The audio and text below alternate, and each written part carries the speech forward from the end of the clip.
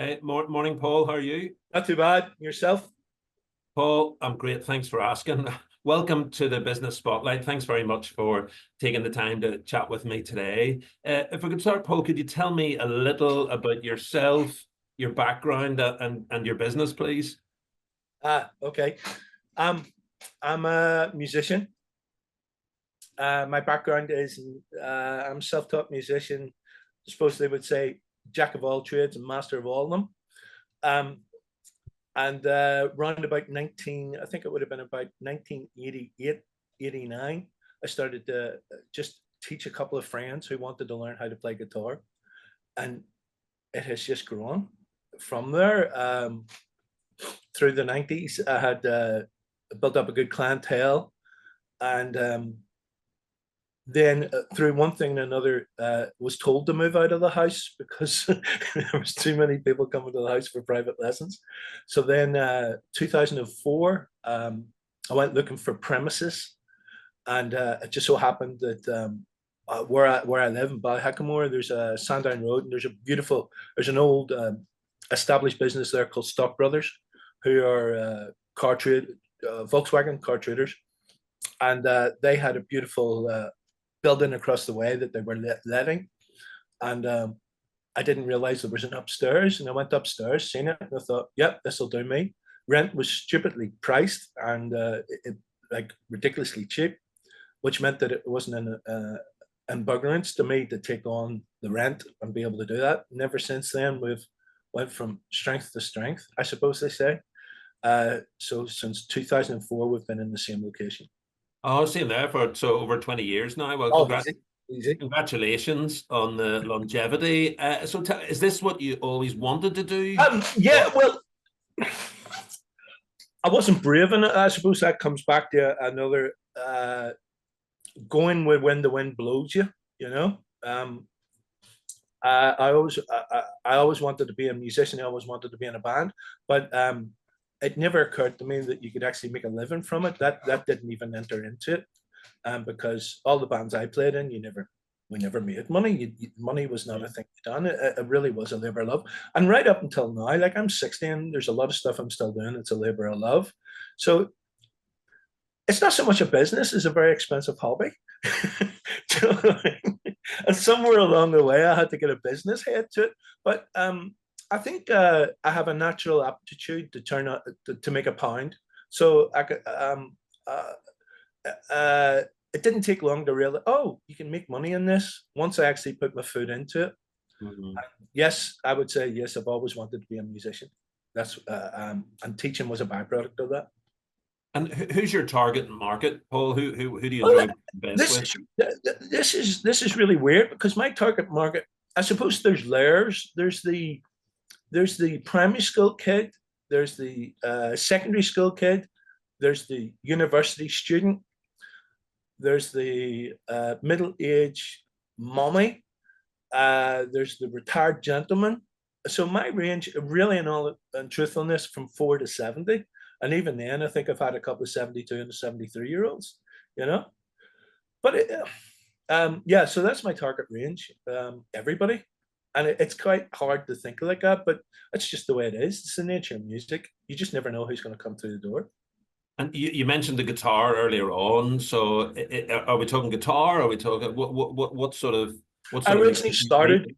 I originally started teaching guitar because that's my main instrument. Uh-huh. And then through one thing and another, a friend of mine said, "Oh, I play drums." So we took drums on, and that was definitely a time for my wife saying, "You got to get out of this house." So then through over the period, we've taught saxophone. I play keys as well, so I teach piano, but not in a traditional way. It's a much more rock and roll way, which brings me back to the why it's called Ossia. Ossia is an Italian word meaning just or, okay? But in music, it has come to represent alternative. Well, I didn't want to call it alternative music, but or is the musical term for the word alternative. So you can read it as alternative music, because we're not classically trained musicians. That's not what this is about. This is a Mhm. rock school. We make rock stars. We don't, and yes, there's a syllabus. This is a pedology, but that's not how it works. It's rock and roll. So we put an awful lot more emphasis on the performance side of things rather than, oh, you didn't get that finger right. Do you know what I mean? And if you have your business owner hat on, what would you say has been your biggest lesson as a business owner? Charge more. Don't give as much quality time to the client. If I had my business hat on and I'm thinking very, very analytically about the business, I spend far too much time with people and not charging them. Uh, Time is money, and I hate that. And that's not how I think. But if I had an analytical business hat on it, I would be splitting things up to the nanosecond. On the, I do half-hour lessons, so like any Freudian psychotherapist, it would be your time's up, all the best, now cheerio. But you can't work like that. That's a technical impossibility in this line of work. Or it could be if I was a much more draconian person and I can just go, yeah, that's it. But that's not how I work. I end up sometimes teaching people 3 or 4 hours. But sure, it's a labor of love, and what can you do? So from a business point of view, it's a terrible business because you spend too long with people. But from a personal point of view, that's the way I like it. I'm not going to change it, you know. And what have you learned about yourself along the way? I have no confidence whatsoever, and I am an introvert at heart. And what else? I don't believe my own capabilities, and they all sound negatives, but that's what's been highlighted in it. And although I've come to recognize that they are all defense mechanisms put up by the brain, uh, that I can do it and I can do anything I want. And if I set my mind to it, I can get it. And I know that sounds very cliche. That sounds very, it's very, very easy to say that when you're at the top of the mountain. I have struggled. I have struggled. I wouldn't say like, I'm not a manic depressive, but in my line of work, nobody else does it. It's not like I can go to the bank and go, oh, excuse me, can you tell me what the interest rates, blah, blah, blah. Or I can go to a property salesman and go, can you tell me the better way to sell it? Nobody, up until when I started this, nobody done this. Nobody ran a music education business that I knew of. And anyone that I did know was sort of, the Belfast School of Music. But they're not doing what I'm doing. They're not, there was no set path for me, so I have been making this up from start to finish.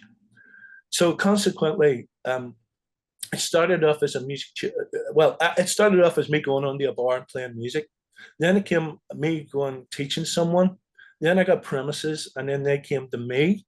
Mm-hmm. Then those guys became a little bit more, as they say, they could play a little bit. They can really carry their own weight, but they weren't getting the gigs. So then I became a gig promoter. Then the gigs were not big enough for them, so I became a festival promoter. Then I couldn't get anybody to work in the festival, so I became the roadie. I became the tour manager, and so my hat is very dependent on what day and what hour I'm in.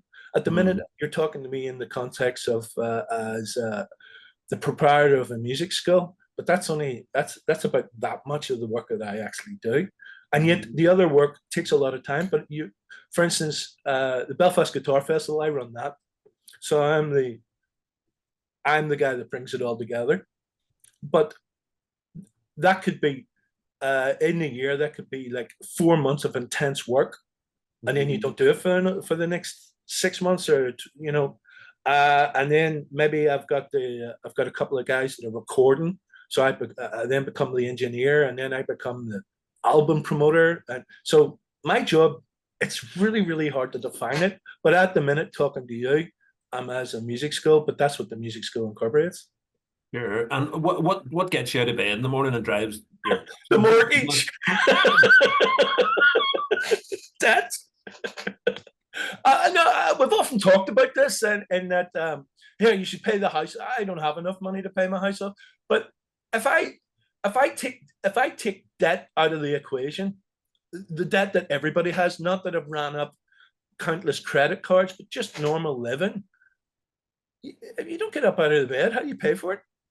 Do you know what I mean? So that is the big thing. But then again, it's the clientele.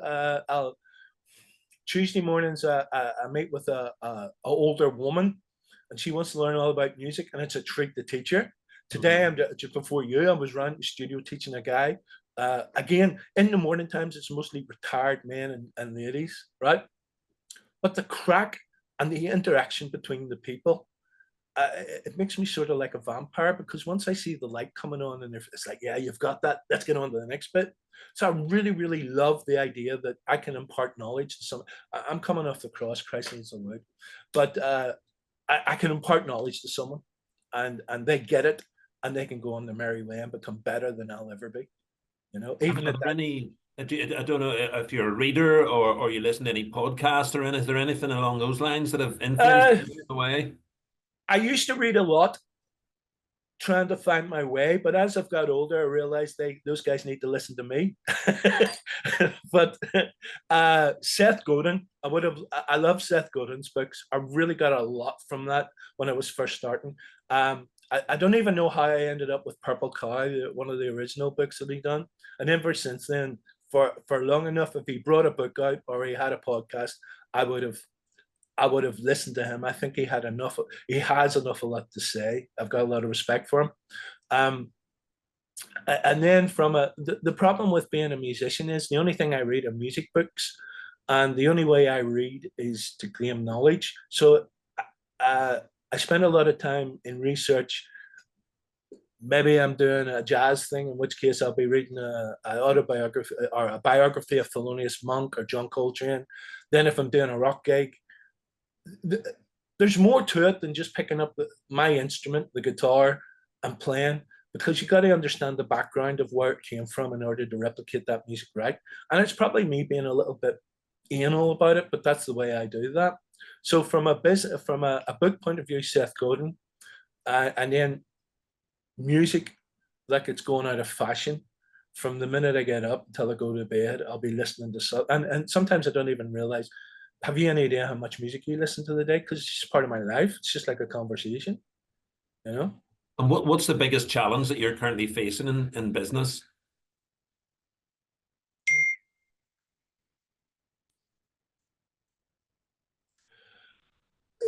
The cash flow is a big thing.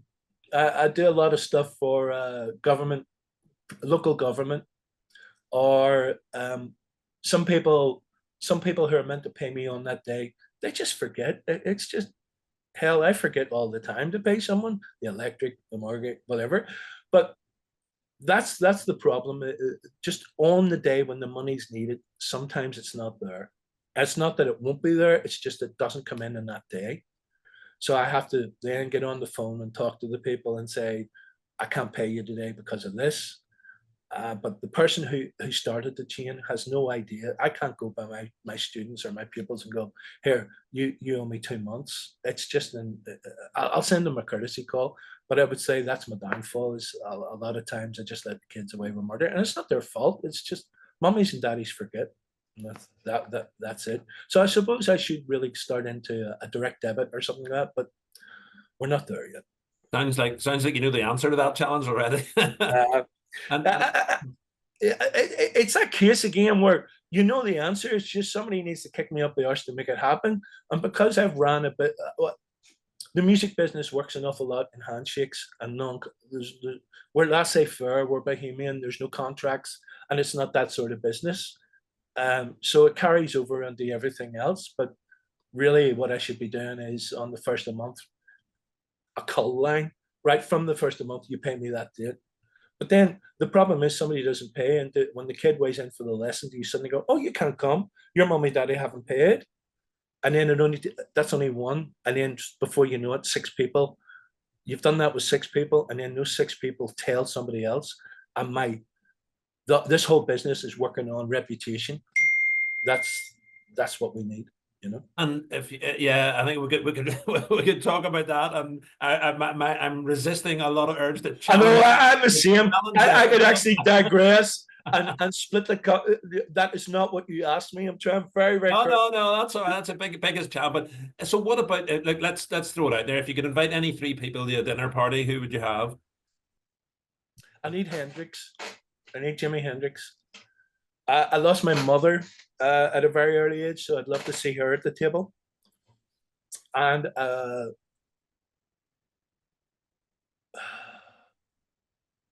think I'd have to go with I think I'd have to go with somebody else in my musical heroes.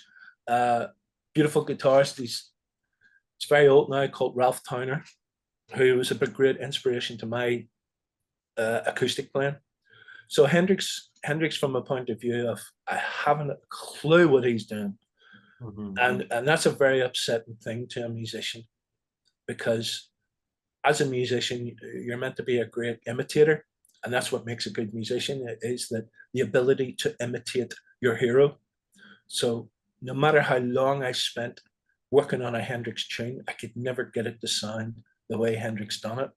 So there was just that little hidden, I hate that word X factor, and I'm not using it. There's just that hidden detail that can only come about through getting to talk to the person and getting to know them. Ralph Towner's still alive, and I've had a great fortune to be taught by him on a couple of occasions. But again, the man has so much more to offer in terms of philosophical ideas, which is another thing that an awful lot of people don't realize, is as an artist, I'm reluctant to use these words because I don't really think myself like that. But as an artist, I spent more time in the ethereal and more time in the philosophical than I actually do in the real world, because it's creativity. It's and I think that creativity has helped the business in terms of, I'm a very divergent thinker. I don't do A, B, C, and that's part of the guitar thing. I always say that a drummer is A plus B equals C, and the bassist will always back that theory up. And the guitarist goes, "What are those letters? And why are you not talking in abstract thinking?" And just weave away. And that's what a guitarist's job is. And I think that's why I gravitate to that medium of playing. So in business, oh, sorry, go on. In business, it's always been like that. It's like A plus B equals C. And it was like, I don't see SWOT tests. I don't understand them. I don't want to do it. Strengths and weaknesses. Nah, I gut feel. I do everything by gut. And if my gut doesn't think it's right, then I don't do it. And there's been a couple of times where there's been good offers on the table and I've walked away because the gut didn't, that doesn't sit well with me. So I think as a businessman, I'm a very instinctual businessman. And I know when the dollar helps and where it doesn't. And I had to switch that off an awful lot, because I'd go into a restaurant and go, "What the hell is?" I'm not a restaurateur. I haven't a clue. But I can go into a restaurant and go, "I can see why you're not making money here." Now, I don't know the ins and outs of it, but what I do know is customer care, is value of customer. And if we were actually being honest, that's what the business is about. It's got nothing to do with the music. The music is an add-on. It's customer care and customer value for money. And if you cannot guarantee customer care and customer value for money, what the hell are you doing it for? Because there's no other else. That's what your business is. If you actually distill it down, the guitar or the music is only part of it. It's you as a person and how you relate to somebody else, and can you get paid for it? Sorry, I went off on the tangent there, Pete. Yeah, you're okay. And let's fast forward. So tell me, what does Ossia look like in 5 years' time? Well, it's pretty, in terms of what it is, in terms of the model, it's pretty solid. If anything, we're picking up from COVID again. It's taken a long time to pick our feet up again, and I don't know whether that was because I took a kicking in terms of a setback, and it took me a long time to get back in the ring. I hear, those all those metaphors, but I think it's the mark of the businessman, is the mark of anybody. It's not whether you get kicked down, it's how fast you get back up. And over the last couple of years, we've been building up a new clientele. We picked on, some people came back, and then we got a bunch of new kids. Now the new kids know the old kids, and we've now created several rocks. We do one-to-one tuitions, but over the weekend we do a thing called the Rock Club, where we get people together and play in a band. That's where the other bit comes in. There it was like, okay, you need a gig, I'll book that. You need a festival, I'll book that. So in one sentence, Paul, what does Ossia look like in 5 years' time?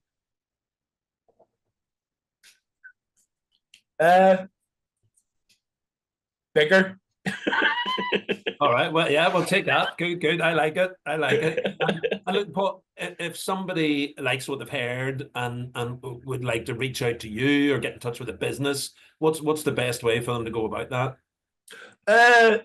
Email me on paulossia.com. Sorry, paulossia at gmail.com. Contact me by one of the social medias. You can get us on Facebook, Instagram.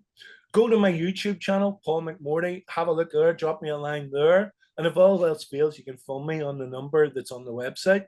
Do you know what I mean? Superb. Well, look, Paul McMordie from Ossia Music, thanks very much for Thank you. taking the time to chat with me today. I wish you all the success for Ossia getting bigger over the next couple of years. And yeah, look, thanks very much, Paul. Thank you very much, Peter. And good luck with the podcast.